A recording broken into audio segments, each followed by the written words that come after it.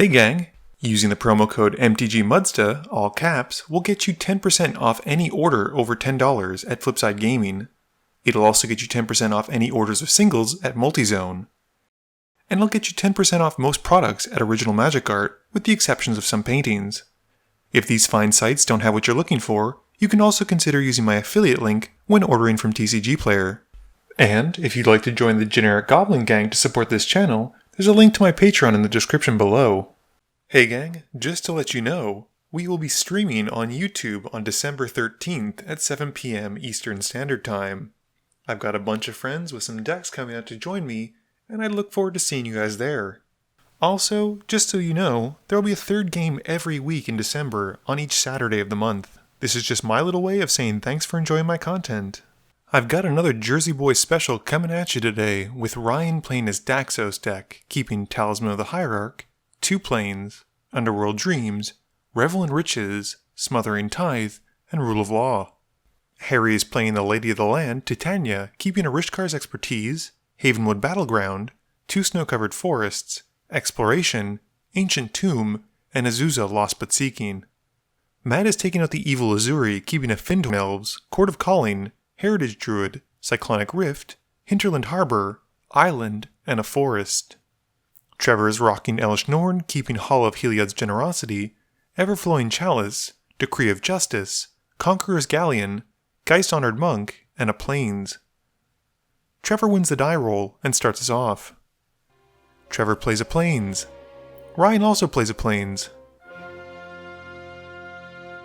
Harry plays a Snow-Covered Forest and casts Exploration. He plays a tapped Havenwood Battleground and passes. Matt plays a Forest and casts Findhorn Elves. Trevor plays a Plains, and he multi-kicks an Everflowing Chalice once, putting 1 counter on it. Ryan plays a Tainted Field and drops Talisman of the Hierarch. Harry plays an Ancient Tomb and a Snow-Covered Forest, losing 2 life and sacrificing the Battleground to drop Titania on turn 2. She comes in and brings back the Havenwood Battleground tapped, and he passes. Matt plays a Hinterland Harbor, and he plays a Heritage Druid before passing. Trevor plays a Plains, and plays a Conqueror's Galleon. Ryan plays another Plains, and he casts Smothering Tithe. Harry draws, and Ryan gains a treasure. Harry then drops a land and a Thespian Stage, and he casts Rishkar's Expertise, drawing 5 cards and giving Ryan 5 more treasures.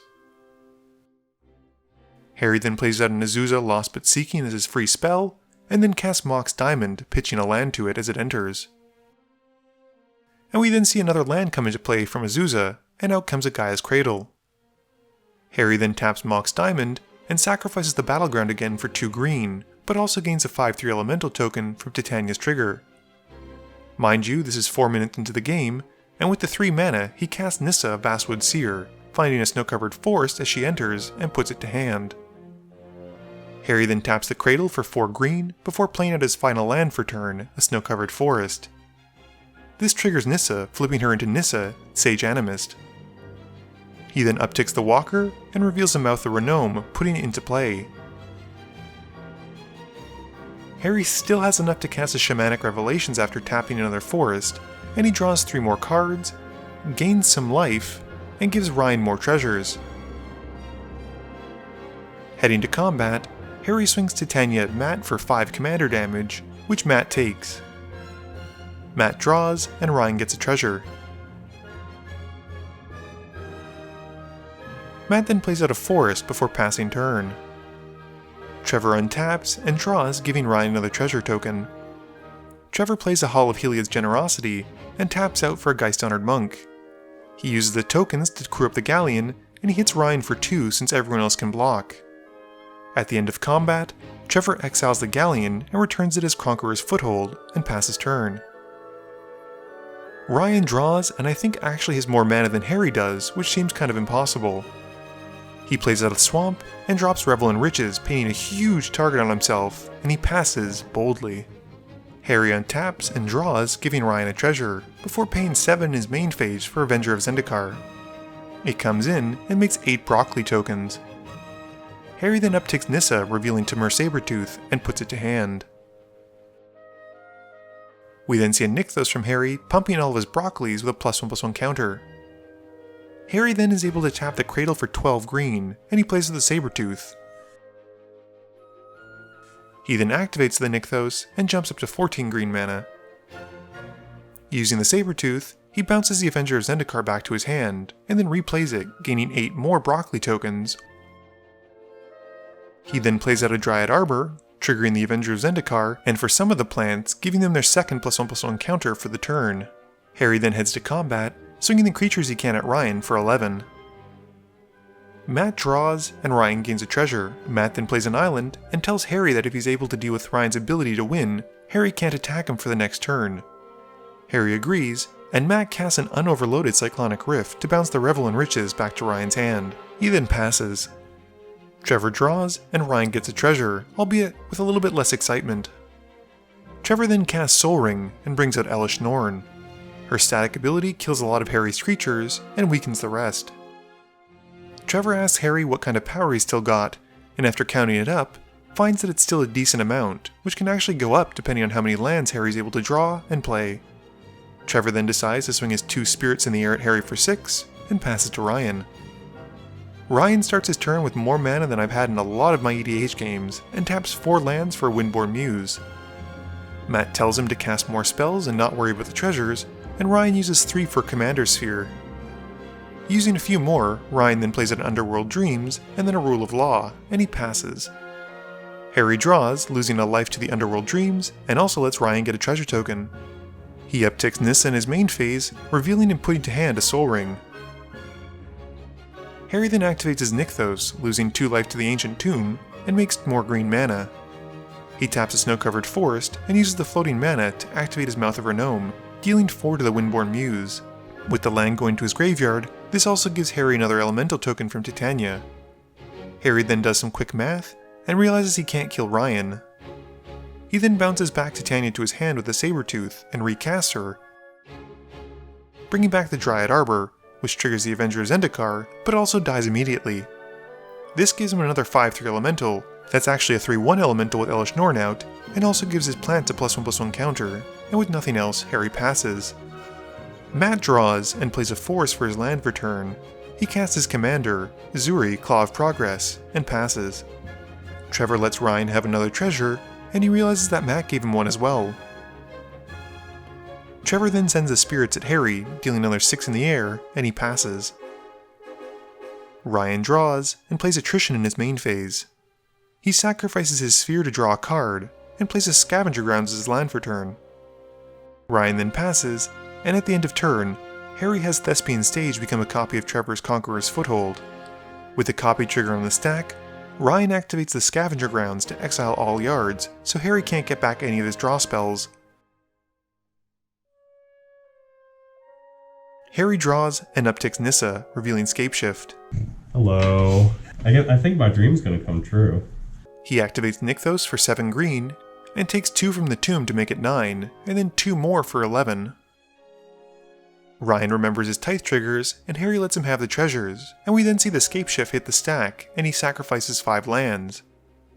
With the spell in the stack, Trevor cycles Decree of Justice, putting 4 into the X to make 4 1/1 white soldier tokens, and draw a card. Harry then goes and grabs 5 lands that come in tapped, grabbing Dark Depths, City of Traitors, Verdant Catacombs, Windswept Heath, and Wooded Foothills. This also gives him 5 3/1 elementals and 5 +1/+1 counters onto his planet tokens. They're 8 9s, but with Elesh Norn, that's actually 6 7s. Harry then swings his team at Trevor, which consists of his plant tokens and 4 elementals. Trevor blocks what he can, and still ends up taking 33 points of damage. Harry then passes. Matt plays a land, and passes. Trevor draws, and asks for Harry's life total. Ryan asks if Trevor paid for the Tithe, which he did not, and adds a treasure token as Trevor swings at Harry for 6 in the air again, and Trevor passes. Ryan pays 4 mana for Kismet, and passes.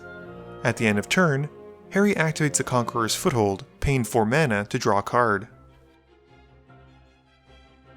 For Harry's turn, he upticks his Planeswalker again, and reveals and plays a Misty Rainforest, which comes in tap because of Kismet. This gives another counter to his, and I quote, duders, before he sacrifices his other 3 fetch lands. This has Harry losing 3 life and gaining 3 more 5/3 elemental tokens that come in tapped. He finds 3 basics, which also come in tapped, and I'm seeing a theme for this turn, and he pumps his plants by 3 more +1/+1 counters, although those aren't tapped. Harry then floats 2 from the City of Traders and plays a tapped Petrified Field, losing the city and gaining another 5/3 elemental token and another +1/+1 counter. Harry then heads to combat, swinging 5 elementals at Trevor, 5 of the plants at Ryan, which are currently 8/9s, and the remaining elementals and plants at Matt.